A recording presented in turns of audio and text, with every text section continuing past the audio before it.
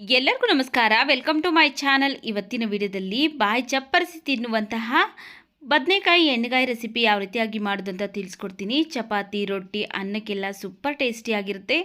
ಬದನೆಕಾಯಿ ತಿನ್ನಲ್ಲ ಅನ್ನೋರು ಸಹ ತುಂಬ ಇಷ್ಟಪಟ್ಟು ತಿಂತಾರೆ. ಈ ರೀತಿಯಾಗಿ ಮಾಡಿಕೊಟ್ಟಿದ್ದೆ. ಆದರೆ ನೋಡಿ, ಇಲ್ಲಿ ಫಸ್ಟು ಒಂದು ಬಾಣಲಿಗೆ ನಾನಿಲ್ಲಿ 2 ಸ್ಪೂನ್ ಕಡಲೆ ಬೀಜನ ಹಾಕ್ಕೊಂಡು ಫ್ರೈ ಮಾಡ್ಕೊಳ್ತಾ ಇದ್ದೀನಿ. ಸ್ಟೌರಿನ ಮೀಡಿಯಮ್ ಫ್ಲೇಮಲ್ಲಿ ಇಟ್ಕೊಂಡು ಚೆನ್ನಾಗಿ ಕಡಲೆ ಬೀಜನ ಫ್ರೈ ಮಾಡ್ಕೊಳ್ಬೇಕು. ಇದು ಸ್ವಲ್ಪ ಕಲರ್ ಚೇಂಜ್ ಆಗಬೇಕು. ಹಾಗೆ ಕಡಲೆ ಬೀಜನೂ ಸಹ ಚೆನ್ನಾಗಿ ಬೆಂದಿರಬೇಕು. ನೋಡಿ, ಈಗ ಇದು ರೆಡಿ ಆಗಿದೆ. ಇದನ್ನು ತೆಗೆದು ಒಂದು ಪ್ಲೇಟ್ಗೆ ಹಾಕಿ ಇಟ್ಕೊಳ್ತೀನಿ. ಆನಂತರ ಅದೇ ಬಾಣಲಿನೇ ಬಿಸಿಗಿಟ್ಟು 2 ಸ್ಪೂನ್ ಆಗೋಷ್ಟು ಎಣ್ಣೆ ಹಾಕ್ಕೊಂಡಿದ್ದೀನಿ. ಎಣ್ಣೆ ಬಿಸಿ ಆದಮೇಲೆ ನಾನಿಲ್ಲಿ 1 ಗಡ್ಡೆ ಈರುಳ್ಳಿ, 1 ಗಡ್ಡೆ ಬೆಳ್ಳುಳ್ಳಿನ ಸಿಪ್ಪೆ ತೆಗೆದು ಹಾಕ್ಕೊಳ್ತಾ ಇದ್ದೀನಿ. ಹಾಗೆಯೇ 1 ಪೀಸ್ ಚಕ್ಕೆ, ಒಂದು 4 ರಿಂದ 5 ಲವಂಗ, ಸ್ವಲ್ಪ ಕರಿಬೇವಿನ ಸೊಪ್ಪನ್ನು ಹಾಕ್ಕೊಂಡು ಇವಿಷ್ಟನ್ನು ಸಹ ಎಣ್ಣೆಯಲ್ಲೇ ಚೆನ್ನಾಗಿ ಫ್ರೈ ಮಾಡ್ಕೊಳ್ಬೇಕು. ನೋಡಿ, ಈರುಳ್ಳಿ ಬೆಳ್ಳುಳ್ಳಿ ಎಲ್ಲ ಇಷ್ಟು ಫ್ರೈ ಆದ ನಂತರ ಈಗ ಇದಕ್ಕೆ ನಾನು 2 ಟೊಮೆಟೊ ಹಣ್ಣನ್ನು ಕಟ್ ಮಾಡಿ ಸೇರಿಸ್ತಾ ಇದ್ದೀನಿ. ಹಾಗೆಯೇ 1 ಇಂಚು ಹಸಿ ಶುಂಠಿ, 1 ಟೇಬಲ್ ಸ್ಪೂನ್ ಆಗೋಷ್ಟು ಬಿಳಿ ಎಳ್ಳು ಹಾಕ್ಕೊಂಡು ಫ್ರೈ ಮಾಡ್ಕೊಳ್ತಾ ಇದ್ದೀನಿ. ಈಗ ಟೊಮೆಟೊ ಎಲ್ಲ ಚೆನ್ನಾಗಿ ಸಾಫ್ಟಾಗಿ ಎಣ್ಣೆಯಲ್ಲೇ ಫ್ರೈ ಆಗಬೇಕು. ಅಲ್ಲಿವರೆಗೂ ಸಾಫ್ಟಾಗಿ ಬೇಯೋವರೆಗೂ ಬೇಯಿಸ್ಕೊಳ್ತೀನಿ ಎಣ್ಣೆಯಲ್ಲೇ. ನೋಡಿ, ಈ ರೀತಿಯಾಗಿ ಚೆನ್ನಾಗಿ ಸಾಫ್ಟಾಗಿ ಬೆಂದಿದೆ. ಈಗ ಇದು ರೆಡಿಯಾಗಿದೆ. ಈಗ ಇದಕ್ಕೆ ನಾನು ಒಂದು 3 ಟೇಬಲ್ ಸ್ಪೂನ್ ಆಗೋಷ್ಟು ಹಸಿ ಕಾಯಿ ತುರಿ ಹಾಕ್ಕೊಳ್ತಾ ಇದ್ದೀನಿ. ಹಾಗೆಯೇ ಸ್ವಲ್ಪ ಕೊತ್ತಂಬರಿ ಸೊಪ್ಪನ್ನ ಹಾಕ್ಕೊಂಡು ಒಂದ್ಸರಿ ಮಿಕ್ಸ್ ಮಾಡಿ ಸ್ಟವ್ನ ಆಫ್ ಮಾಡ್ಕೊಳ್ತೀನಿ.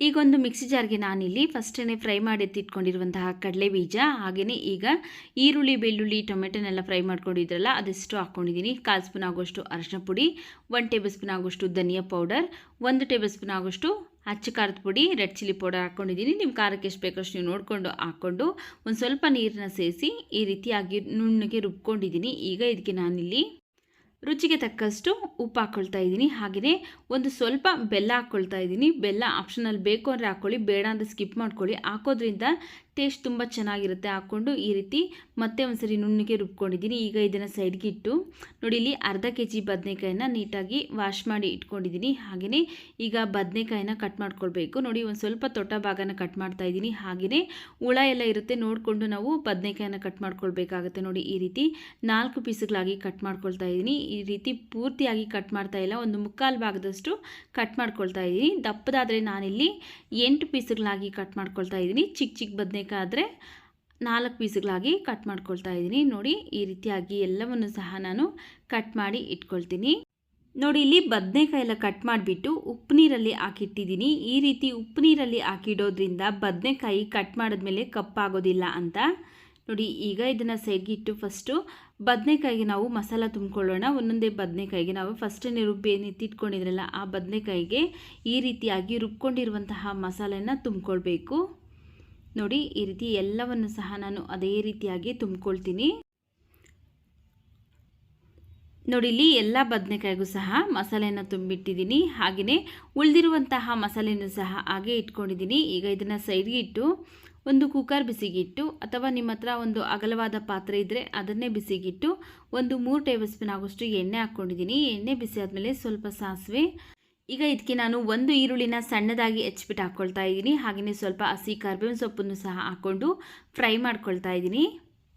ನೋಡಿ, ಈಗ ಎಣ್ಣೆಯಲ್ಲೇ ಈರುಳ್ಳಿ ಮತ್ತು ಕರಿಬೇವಿನ ಸೊಪ್ಪೆಲ್ಲ ಚೆನ್ನಾಗಿ ಫ್ರೈ ಆದ ನಂತರ ಈಗ ನಾವು ಫಸ್ಟೇ ತುಂಬಿ ಎತ್ತಿಟ್ಕೊಂಡಿದ್ರಲ್ಲ ಬದನೆಕಾಯಿ, ಮಸಾಲ ತುಂಬಿರುವಂತಹ ಬದನೆಕಾಯಿನ ಹಾಕ್ಕೊಂಡು ಸ್ಟೌರಿನ ಲೋ ಫ್ಲೇಮಲ್ಲಿ ಇಟ್ಕೊಂಡು ಚೆನ್ನಾಗಿ ಮಿಕ್ಸ್ ಮಾಡ್ಕೊಳ್ಬೇಕು. ನಾವಿಲ್ಲಿ ಹೈ ಫ್ಲೇಮಲ್ಲಿ ಇಟ್ಟರೆ ನಾವು ಕಡಲೆ ಬೀಜ ಹಾಕಿರೋದ್ರಿಂದ ಬೇಗ ತಳ ಹತ್ತು ಬಿಡುತ್ತೆ. ಆದ್ದರಿಂದ ನಾವಿಲ್ಲಿ ಲೋ ಫ್ಲೇಮಲ್ಲೇ ಇಟ್ಕೊಂಡು ಚೆನ್ನಾಗಿ ಬೇಯಿಸ್ಕೊಳ್ಬೇಕು. ಇದ್ರ ಮೇಲೆ ಒಂದು ಲಿಡ್ನ ಕ್ಲೋಸ್ ಮಾಡಿ ಒಂದು 2 ರಿಂದ 3 ನಿಮಿಷ ಬೇಯಿಸ್ಕೊಳ್ತಾ ಇದ್ದೀನಿ. ನೋಡಿ, ಲೋ ಫ್ಲೇಮಲ್ಲೇ ಬೇಯಿಸ್ಕೊಳ್ತಾ ಇದ್ದೀನಿ. ಈಗ ಮತ್ತೆ ಒಂದ್ಸರಿ ಮಿಕ್ಸ್ ಮಾಡಿಕೊಂಡು ನಾವು ಈಗ ಲಿಡ್ನ ಕ್ಲೋಸ್ ಮಾಡಿ ಮತ್ತೆ ಒಂದು 2 ರಿಂದ 3 ನಿಮಿಷ ಚೆನ್ನಾಗಿ ಬೇಯಿಸ್ಕೊಳ್ತೀನಿ. ಯಾವುದೇ ಕಾರಣಕ್ಕೂ ಹೈ ಫ್ಲೇಮಲ್ಲಿ ಇಡೋದಕ್ಕೆ ಹೋಗಬೇಡಿ, ಲೋ ಟು ಮೀಡಿಯಮ್ ಫ್ಲೇಮಲ್ಲಿ ಇಟ್ಕೊಂಡು ನೀವು ಬೇಯಿಸ್ಕೊಳ್ಬೇಕಾಗತ್ತೆ. ನೋಡಿ, ಇಲ್ಲಿ ಮತ್ತೆ ಒಂದು 2 ರಿಂದ 3 ನಿಮಿಷ ಆದಮೇಲೆ ಓಪನ್ ಮಾಡಿ ತೋರಿಸ್ತಾ ಇದ್ದೀನಿ. ಬದನೆಕಾಯಿ ಎಲ್ಲ ಚೆನ್ನಾಗಿ ಫ್ರೈ ಆಗಿದೆ. ಈಗ ಮತ್ತೆ ಒಂದ್ಸರಿ ಮಿಕ್ಸ್ ಮಾಡಿಕೊಂಡು ಈಗ ನಾವು ಫಸ್ಟೇ ಮಿಕ್ಕಿರುವಂತಹ ಮಸಾಲನ ತೆಗೆದಿಟ್ಕೊಂಡಿದ್ರಲ್ಲ ಆ ಮಸಾಲೆನ ಈಗ ಇದಕ್ಕೆ ಸೇರಿಸ್ಕೊಳ್ಬೇಕು.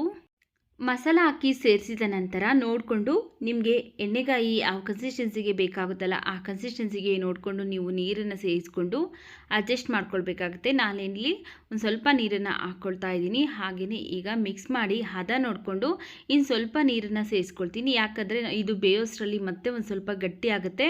ಆದ್ದರಿಂದ ಹದ ನೋಡಿಕೊಂಡು ನಾವು ನೀರನ್ನು ಸೇರಿಸ್ಕೊಳ್ಬೇಕಾಗುತ್ತೆ. ನೀರನ್ನು ಸೇರಿಸಿ ಆದಮೇಲೆ ನಾವು ಉಪ್ಪು ಖಾರ ಏನಾದರೂ ಬೇಕು ಒಂದ್ಸರಿ ಈ ಟೈಮಲ್ಲಿ ನೋಡಿಕೊಂಡು ಆ್ಯಡ್ ಮಾಡಿ ಇದ್ರ ಮೇಲೆ ಲಿಡ್ನ ಕ್ಲೋಸ್ ಮಾಡಿ ಒಂದು 8ರಿಂದ 10 ನಿಮಿಷ ಬೇಯಿಸ್ಕೊಳ್ಬೇಕು ಲೋ ಫ್ಲೇಮಲ್ಲೇ. ನೋಡಿ ಇಲ್ಲಿ ಒಂದು 8ರಿಂದ 10 ನಿಮಿಷ ಆಗಿದೆ. ನಾವು ಹಾಕಿರುವಂತಹ ಮಸಾಲೆನೂ ಸಹ ಗಟ್ಟಿಯಾಗಿದೆ. ಹಾಗೆ ನಾವು ಹಾಕಿರುವಂತಹ ಎಣ್ಣೆನೂ ಸಹ ಮೇಲ್ಭಾಗಕ್ಕೆ ಬಂದು ತೇಲ್ತಾ ಇದೆ. ಬದನೆಕಾಯಿನೂ ಸಹ ಪರ್ಫೆಕ್ಟಾಗಿ ಬೆಂದಿದೆ. ಈಗ ಇದಕ್ಕೆ ಲಾಸ್ಟಲ್ಲಿ ಸಣ್ಣದಾಗಿ ಕಟ್ ಮಾಡಿರುವಂತಹ ಕೊತ್ತಂಬರಿ ಸೊಪ್ಪನ್ನು ಹಾಕಿ ಒಂದ್ಸರಿ ಮಿಕ್ಸ್ ಮಾಡಿಕೊಂಡು ಸ್ಟವ್ನ ಆಫ್ ಮಾಡ್ಕೊಳ್ತೀನಿ. ಬಿಸಿ ಬಿಸಿ ಚಪಾತಿಗೆ ರೊಟ್ಟಿಗೆ ಸೂಪರ್ ಟೇಸ್ಟಿಯಾಗಿರುತ್ತೆ. ಈ ರೀತಿ ನೀವು ಮಾಡಿ ಕೊಟ್ಟಿದ್ದೆ ಆದರೆ 2 ರೊಟ್ಟಿ ಅಥವಾ 2 ಚಪಾತಿ ತಿನ್ನೋರು 4 ಚಪಾತಿ 4 ರೊಟ್ಟಿ ತಿಂತಾರೆ, ಅಷ್ಟು ರುಚಿಯಾಗಿರುತ್ತೆ. ನೋಡಿದ್ರಲ್ಲ ಯಾವ ರೀತಿಯಾಗಿ ಬಾಯಿ ಚಪ್ಪರಿಸಿ ತಿನ್ನುವಂತಹ ಬದನೆಕಾಯಿ ಎಣ್ಣೆಗಾಯಿ ಯಾವ ರೀತಿಯಾಗಿ ಮಾಡೋದು ಅಂತ. ವಿಡಿಯೋ ಇಷ್ಟ ಆಗಿದ್ರೆ ವಿಡಿಯೋಗೊಂದು ಲೈಕ್ ಮಾಡಿ, ವಿಡಿಯೋವನ್ನು ಶೇರ್ ಮಾಡಿ, ನಮ್ಮ ಚಾನಲ್ಗೆ ಸಬ್ಸ್ಕ್ರೈಬ್ ಮಾಡಿ ಸಪೋರ್ಟ್ ಮಾಡಿ ಸ್ನೇಹಿತರೆ.